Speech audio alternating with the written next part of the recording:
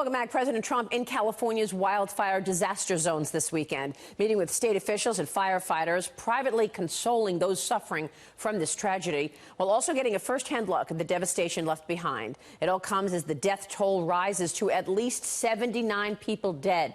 Nearly 1,300 are still unaccounted for. I want to bring in House Intelligence Committee Chairman and California Republican Congressman Devin Nunes. He's coming to us from the World Ag Expo in Tulare, California once again. And Congressman, it's good to see you this morning. Thanks very much for joining us. Great to be with you, Maria. And you are situated between the two fires. Can you tell us, first off, what you're seeing where you are in terms of the air quality, the smoke? I know you're not right there, but yesterday the president did tour the campfire, which is responsible for the majority of these deaths. He was with Majority Leader Kevin McCarthy and some other state officials looking at the damage, where officials there said that it was the fire was moving the distance of a football field a second, the worst fire in California history. Thanks, Maria, and thanks for asking about that. It is horrendous here in terms of what the fires have done just to our air quality alone. So even though I'm several hours from the major fire, the Camp Fire, you can actually see the smoke in the air. You can smell the smoke. A lot of high school football games and college football games were canceled or delayed all over the state. The Camp Fire hits close to home. I have a cousin that lived in Paradise, him and his wife. Their house is now gone.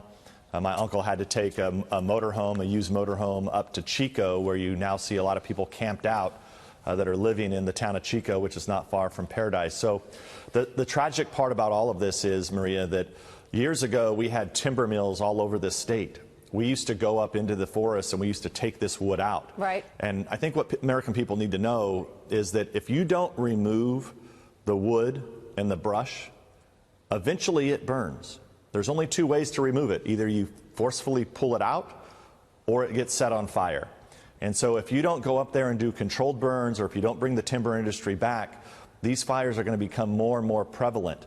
And that's why it's very frustrating to hear the left that for years have blocked the access to these forests off. So you no longer build fire breaks. You no longer go up and take the trees that have fallen and remove them. And so what that is that's actually fuel.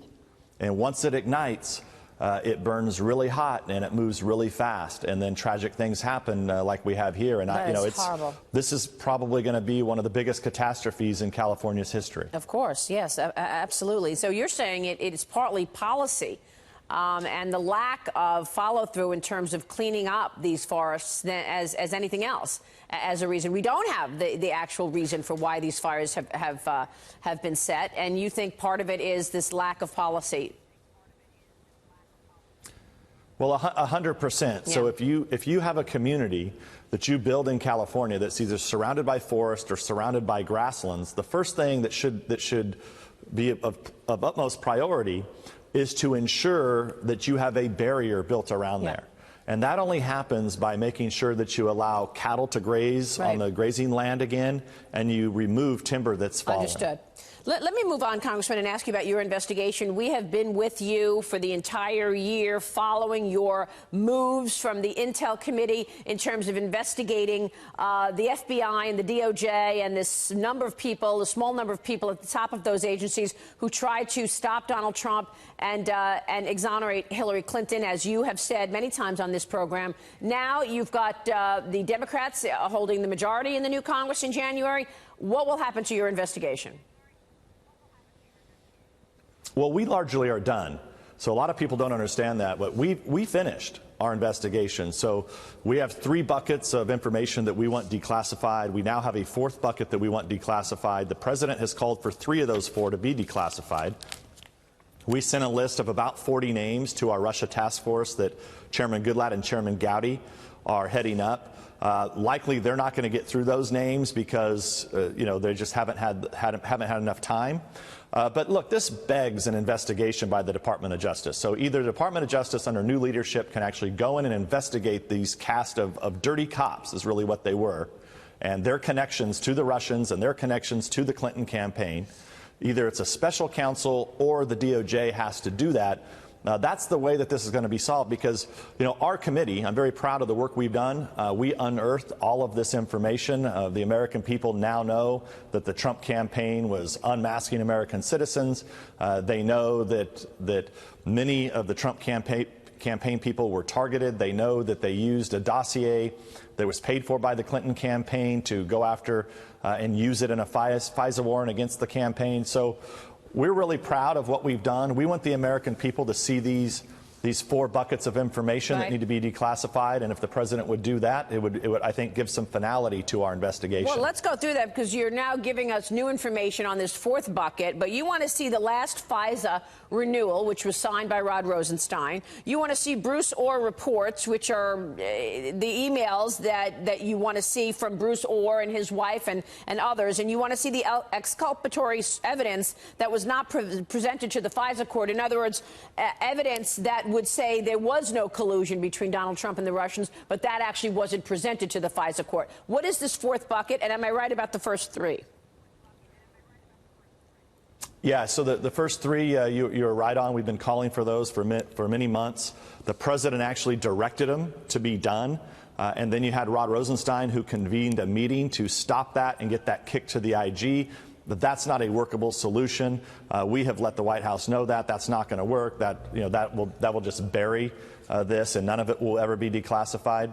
The new 4th bucket that we're asking actually to be declassified now is, for months we have been reviewing emails between FBI and DOJ and others that clearly show that they knew about information that should have been presented to the FISA court. So it is real evidence that people within the FBI withheld evidence from the FISA court. Now, these are classified, and they need to be declassified. We have been asking, this went to the highest levels, even above myself. It went as high as the Speaker. The Speaker's been requesting the Department of Justice to give us these emails, to make as many public as possible. Yeah. And still, even though we know what's in those emails, a lot of them are still redacted. Well, so they're still refusing to give Congress, even in a classified setting, this information. I asked David Cicilline about this last week. He, of course, is a Democrat congressman on the Judiciary Committee, and he's the co-chair of the Democratic Policy and Communications Committee, so he's in leadership. Here's what he said about the FISA court. We know that there was massive abuse to the FISA court when information was not given to the FISA court about the Democrats and Hillary Clinton paying for the dossier, et cetera. There has been this investigation in the Judiciary Committee, your committee, as you know. Bob Goodlatte leading the investigation of Andrew McCabe, Peter Strzok, Lisa Page, Bruce Orr. Are you going to drop that investigation now, or are you going to pursue the truth there? Well, let me correct you, Maria. There has not been massive abuse in the FISA court. There's no evidence of any abuse whatsoever. Are you saying that they did not withhold information? Did they not withhold information to the FISA judge in terms of who paid for the dossier? Is that what you're saying? Abuse of the FISA court. Absolutely no abuse of the FISA court. Wow. He was pretty adamant there. Yeah. Yeah, so look, they've been in denial for a long time. Their party was colluding directly with Russians. Their entire party in the Clinton campaign should be investigated, because if you're going to investigate, if you're going to open up a secret investigation on the Trump campaign when you had no evidence into them colluding with the Russians, when you, in fact, the FBI used the evidence that the Clinton campaign paid for that was coming directly from Russians. So the very thing Trump campaign was investigated for, they did. So I assume maybe there is no FISA abuse in their own mind, because they think it's okay. They think as long as the Democrats are the ones that are using secret courts to spy on their political opponents, then it's okay. If that's the way people want it in America, I don't think that is, but clearly that's what the Democrats think it should be. I want to ask you about working with Adam Schiff when we come back. Let's take a short break. You also had a chance to interview Rod Rosenstein, and then you didn't. So I want to know what happened there. Stay with us. Devin Nunes, more right after this. Let me ask you about working with the new leadership now. Adam Schiff will likely take over as the chairman of the Intel Committee, right? We've heard what Adam Schiff says. He doesn't agree or believe many of the things that you've been investigating. How will the next 2 years work out with the two of you working together?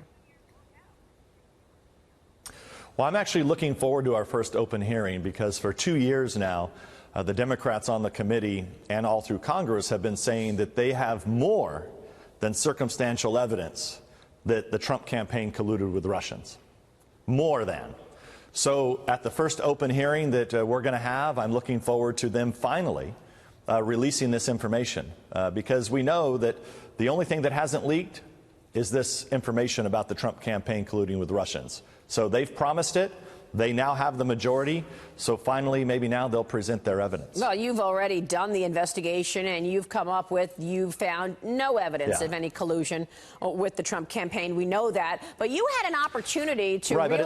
But at some point, though, at some point, Maria, I just want to say that you know, you don't just get away with 2 years repeating the same garbage over and over again, essentially chasing Russian ghosts in the closet, infuriating the American people. There's so many Americans out there whose minds have been poisoned, who believe that the Trump campaign actually did collude with Russians because they've had dishonest politicians saying such.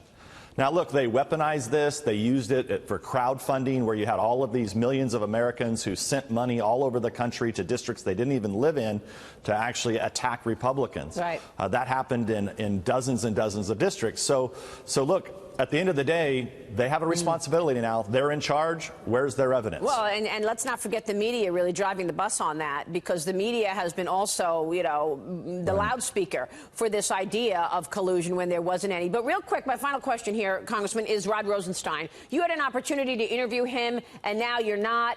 If you don't interview him in the next 5 weeks, you're not going to interview him. Shouldn't you have done that interview so that the American people could have actually seen what took place and got answers from him? Well, the task force attempted to interview him, and he changed the terms of the interview. So Rod Rosenstein, as the Deputy Attorney General, does not get to dictate to Congress what or how an interview will be conducted. So it's a lot like James Comey wanting to do one in public. Rosenstein wants to do one in public. Look, this is all a scheme for them to hide from answering the tough questions. See, if you go out in public, right, all they'll say is, "Oh, that's classified," or "Oh, I can't answer that." That makes sense. But the reality is, look, with Comey, Rosenstein, et cetera, these guys need to be held accountable by a special counsel or a new DOJ. Thanks, Maria. Good to see you, Congressman. Thank you so much.